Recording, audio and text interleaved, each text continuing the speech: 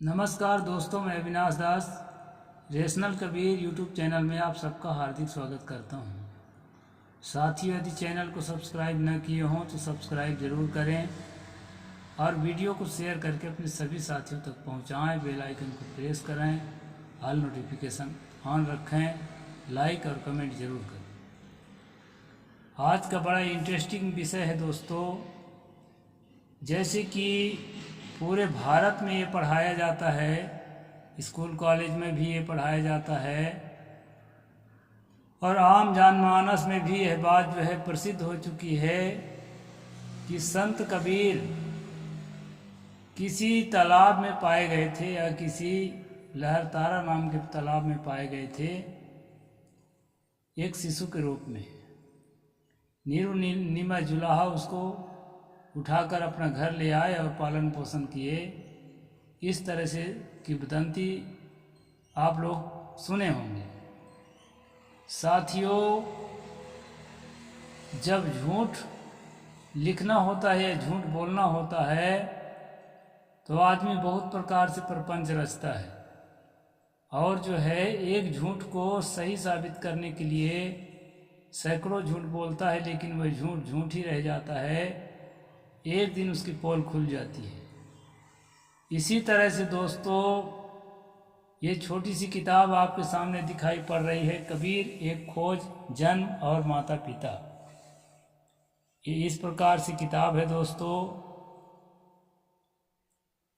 इस किताब के माध्यम से लेखक ने बड़ी ही मेहनत के साथ खोज किया है और सही बात को रखने का प्रयास किया है।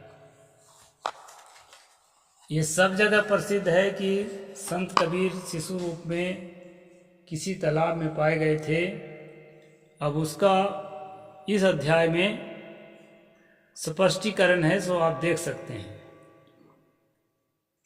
कबीर साहब के जन्म के बहुत समय बाद उनको जुलाहा जाति व नीरू नीमा से अलग करने के उद्देश्य से भावुक लोगों द्वारा अनेक प्रकार की किंवदंतियां गढ़ी जाने लगी, जिसमें किसी प्रकार की एकरूपता नहीं है। मैं कहा था ना दोस्तों, एक झूठ को सही साबित करने के लिए बहुत सारे झूठ बोलने पड़ते हैं, लेकिन वह झूठ जो है झूठ ही रह जाता है। आइए इस संदर्भ में हम देखते हैं कि लोगों ने कबीर साहब के जन्म और उनके पाए जाने के संबंध में कैसी कैसी कल्पनाएं गढ़ी है।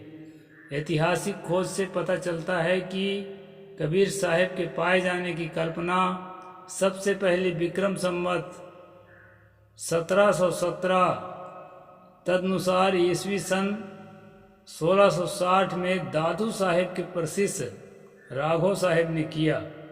उन्होंने भक्तमाल लिखा, जिसमें कबीर साहेब पर एक छंद निम्न प्रकार है। यहाँ सन संवत ध्यान देने योग्य है दोस्तों।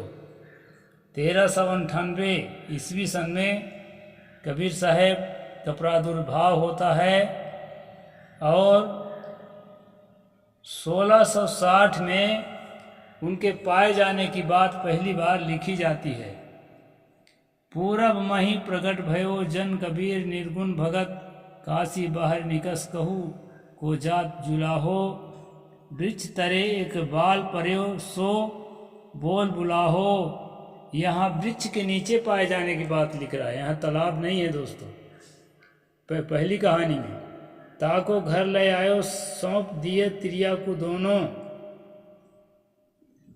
ज्ञाति सकल बुलाए बहुत उत्सव तिन कीन्हो, बड़े भये राम ही भजे काहू को नहीं डरत, पूरब माही प्रगट भये जन कबीर निर्गुण भगत। राघव दास कहते हैं कि पूरब में निर्गुण भगत कबीर हुए। एक दिन एक जुलाहा काशी में कहीं बाहर जा रहे थे। रास्ते में एक पेड़ के नीचे उसे एक शिशु मिला। उसे उठाकर वह घर ले आया और अपनी पत्नी को दिया। पश्चात परिजनों को बुलाकर बड़ा उत्सव किया। वह बालक बड़े होने पर भगवान की भक्ति करने लगा। वह किसी से डरता नहीं था। कबीर साहब के जन्म के 262 वर्ष बाद यह पहली कहानी गढ़ी गई। इसके बाद महाराष्ट्र के कवि महीपति ने लिखा कि कबीर सुखदेव के अवतार थे। सुखदेव के अवतार थे। वे गंगा में तैरते एक शंख मणिकर्णिका घाट पर कमाल नामक जुलाहे को मिले। इसमें कमाल नामक जुलाहा को मिलते हैं और पहली वाली कहानी में जुलाहा को मिले हैं। यह भक्ति विजय विक्रम संवत 1819 में लिखी गई है, अर्थात कबीर के जन्म के 364 वर्ष बाद।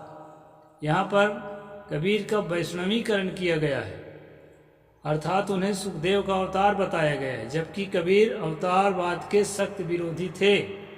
इतिहास से यह भी पता चलता है कि कमाल तो कबीर के बहुत बाद में पैदा हुए और उनके शिष्य थे, अतः यह कहानी भी पूर्णतः कपोल कल्पित है।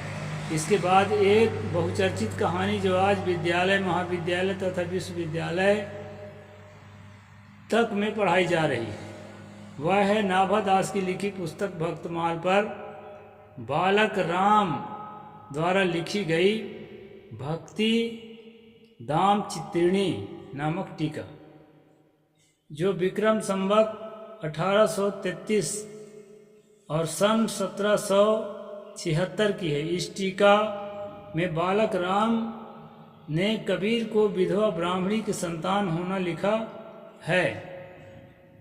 उनके मूल वचन इस प्रकार है: रामानंद ही सेवत एक बनिक तिया चितलाई, नित्य स्वामी पे आवे सीधा ले आवे पाई।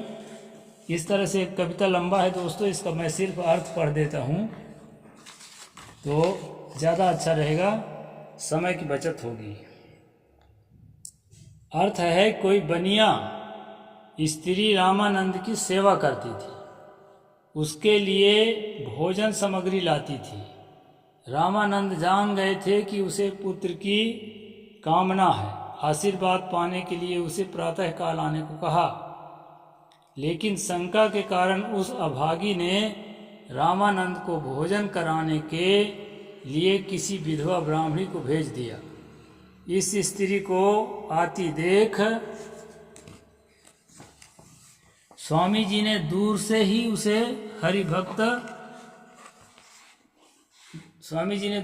हरिभक्त पुत्र की मां बनने का आशीर्वाद दे दिया। विधवा ने स्वामी जी से कहा कि आपकी दुआ तो मेरे लिए साफ हो गई, बदनामी होगी। स्वामी जी ने कहा कि हरि भक्तों की वचन तो रामबाण की तरह अचूक होता है। ब्राह्मणी ने पछताते हुए जाकर बनिया स्त्री को सारा माजरा बताया। वह भी पछताकर रोने लगी। विधवा ने गोपनीय ढंग से पुत्र जना और उसे गड्ढे में रख आई। किसी अपुत्र जुलाहे ने, यहाँ जुलाहे का नाम नहीं लिखा है, अपुत्र जुलाहे ने बालक को उठा लिया और ले जाकर पत्नी के हवाले किया। दूध पिलाने के लिए धाय रखकर बच्चे को जिलाया।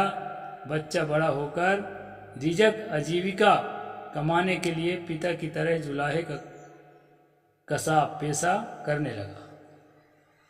ये दूसरी कहानी है दोस्तों। उपर्युक्त कहानी कबीर की ब्राह्मणीकरण करने व स्वामी रामानंद से जोड़ने तथा मुस्लिम जुलाहे नीरू नीमा की संतान न होने पाए, इस ख्याल से लिखा गया है।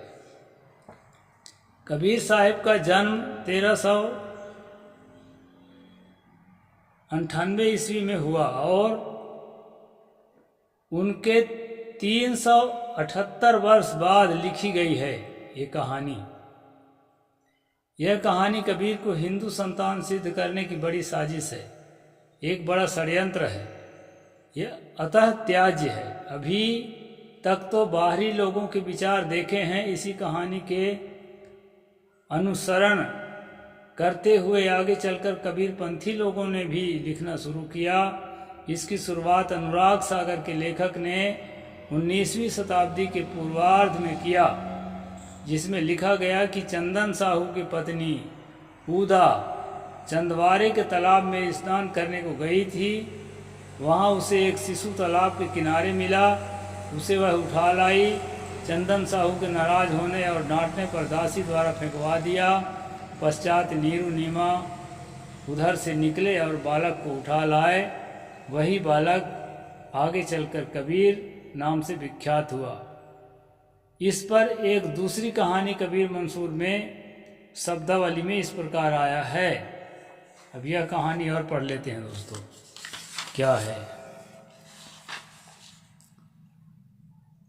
अर्थात नीरू अपनी पत्नी नीमा का गौना करवा कर जा रहे थे कि लहरतारा तालाब में नीरू नीमा को एक शिशु मिला और उसे उठाकर वह घर ले आई।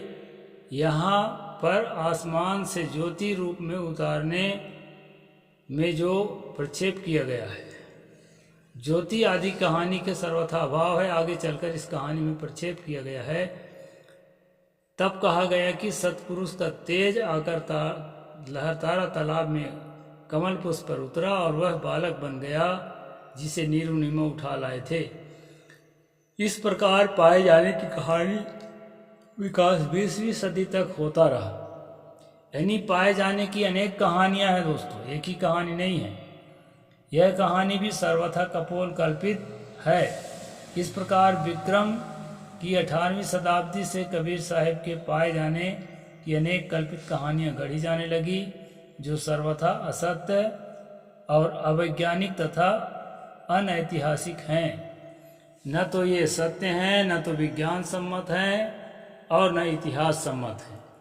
इस प्रकार से दोस्तों ये ब्राह्मणवादी चाल आपको समझ में आ गई होगी कि जो भी ब्राह्मणवादी ओबीसी होगा या SC ST ही क्यों न हो, वो अपने गुरु को, अपने जो आराध्य है उसको गैर ब्राह्मण का बच्चा मानना जो है अपनी तौहीनी समझता है, अपने धर्म की तौहीनी समझता है। इसलिए गंदी मानसिकता के लोग चाहे कबीरपंथी ही क्यों न हो, वो इस बात को कभी स्वीकार नहीं कर पाते कि सदगुरु कबीर साहिब नीरू नीमा के ही संतान थे, असली संतान थे। और जो है एक गरीब जुलाहे के संतान होने के कारण जो है उसको इस बात को नहीं स्वीकार करने के कारण लोग जो है उस पर अनेक तरह की कहानियां बनाते रहते हैं। इसलिए साथियों, लेखक ने बड़ी मेहनत के साथ और बड़े लगन के साथ इस विषय पर जो है लिखा है। इसको आप सबको ध्यान देना चाहिए कि सतगुरु कबीर साहब आम आदमी की तरह एक गरीब परिवार में, एक गरीब जुलाहा परिवार में, जो तत्कालीन धर्म परिवर्तित मुसलमान थे, यानी तथाकथित हिंदू से परिवर्तित मुसलमान थे, ऐसे परिवार में नीरू नीमा के औरस पुत्र के रूप में, जन्माया हुआ पुत्र के रूप में पैदा हुए और आगे चल कर के अपने कर्म से, अपने ज्ञान से, अपने आचरण से इस दुनिया में छा गए। और दुनिया में छा जाने के बाद जिन लोगों की मानसिकता ऐसी है कि गैर ब्राह्मण बहुत ऊंचाई तक नहीं जा सकता, बड़ा काम नहीं कर सकता, जो भी बड़ा काम करता है वो ब्राह्मण ही करता है, ऐसी मानसिकता वाले, ऐसे गंदी मानसिकता वाले गैर कबीरपंथी और कबीरपंथी, संत कहलाने वाले, भक्त कहलाने वाले इस सच्चाई को कभी भी स्वीकार नहीं कर सकते।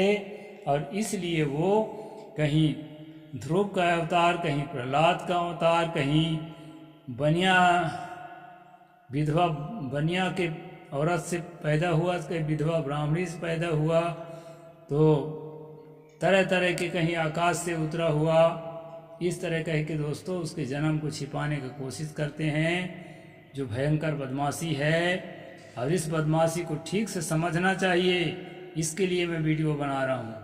साहिब जी ने पूरा प्रमाण से लिखा है कि 378 साल बाद ये कैसे जाना गया कि वो पाए गए हैं। अगर वो पाए गए हैं तो उसके समकालीन जो लेखक उन पर लिखे, कलम चलाए, उन्होंने कहीं पर भी इस बात को नहीं स्पष्ट किया है, पुष्ट नहीं किया है इस बात को कि वो पाए गए हैं। तो 378 साल बाद का लेखक कैसे ये जान लिया कि वो पाए गए थे कि नहीं पाए गए थे। इसलिए दोस्तों षड्यंत्र का पर्दाफाश हो चुका है। सतगुरु कबीर साहब कहीं नहीं पाए गए थे। वे अपने माता पिता के पास ही रहे और वहीं रह कर के उन्होंने अपनी साधना को आगे बढ़ाया और उन्नति के शिखर पर पहुँचे और एक महामानव के रूप में, एक महान संवेदनशील और एक महान प्रगतिशील और एक महान शांत आत्मा के रूप में प्रसिद्ध हुए, जिनके जन्म को और माता पिता को ब्राह्मणवादियों ने छिपाने का कोशिश किया। यही इस वीडियो का उद्देश्य है दोस्तों। साहिब बंदगी। जय जोहार, जय भीम, जय भारत।